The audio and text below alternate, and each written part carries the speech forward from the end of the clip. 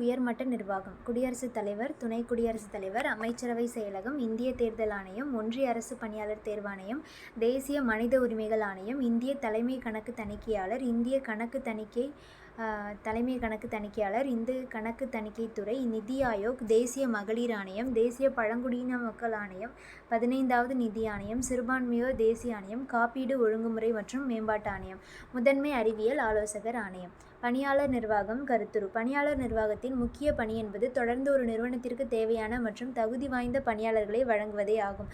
பணியாளர் நிர்வாகத்தை புரிந்து கொள்வதற்கு அதன் பொருள் மற்றும் தன்மையை அறிந்து கொள்வது மிக அவசியம்.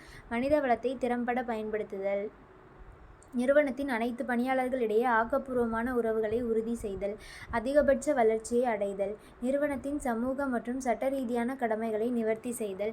பணியாளர் நிர்வாகத்தின் பரப்பு மற்றும் எல்லை: பணியாளர் நிர்வாகம் என்பது ஒரு அமைப்பில் உள்ள அனைத்து விதமான பணியாளர் மேலாண்மைகளை உள்ளடக்கியது. இதன் அடிப்படை நோக்கம் மனித வளத்தினை திறம்பட பயன்படுத்தி நிறுவனத்தின் நோக்கங்களை திட்டமிட்டபடி அடைவதாகும். பணியாளர் நிர்வாகத்துறை ஓர் அமைப்பில் உறுப்பினர்களுக்கிடையே சரியான வகையில் உறவுகள் மேம்பட கட்டமைப்பை ஏற்படுத்தல் வேண்டும். மேலும் பணியாளர்களிடையே வேலை செய்வதற்கான உந்துதல், அர்ப்பணிப்பு உணர்வு மற்றும் விசுவாசம் போன்ற பண்புகளை வளர்த்தல் வேண்டும்.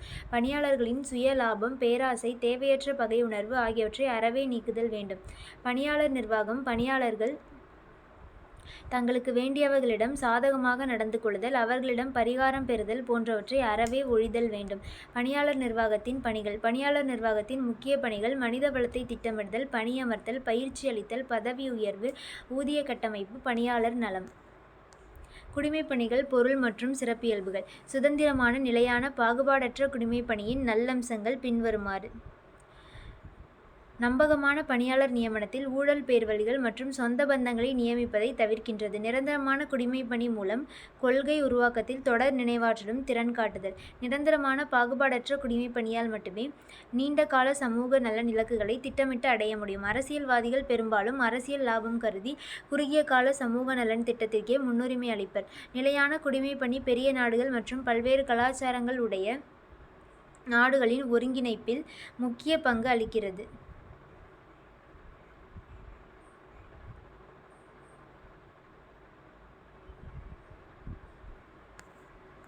நிலையான குடிமைப்பணி இதர நம்பகத்தன்மை கொண்ட தொழில்கள் போன்றே நாளடைவில் தனது செயல்பாடுகளுக்கு அறரீதியான நெறிகளை உருவாக்கி கொள்ளும்.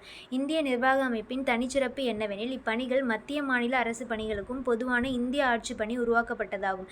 மத்திய மாநில அரசுகள் இரண்டிலும் இல்லாத நிர்வாக பணியாளர்களை கொண்டது இது.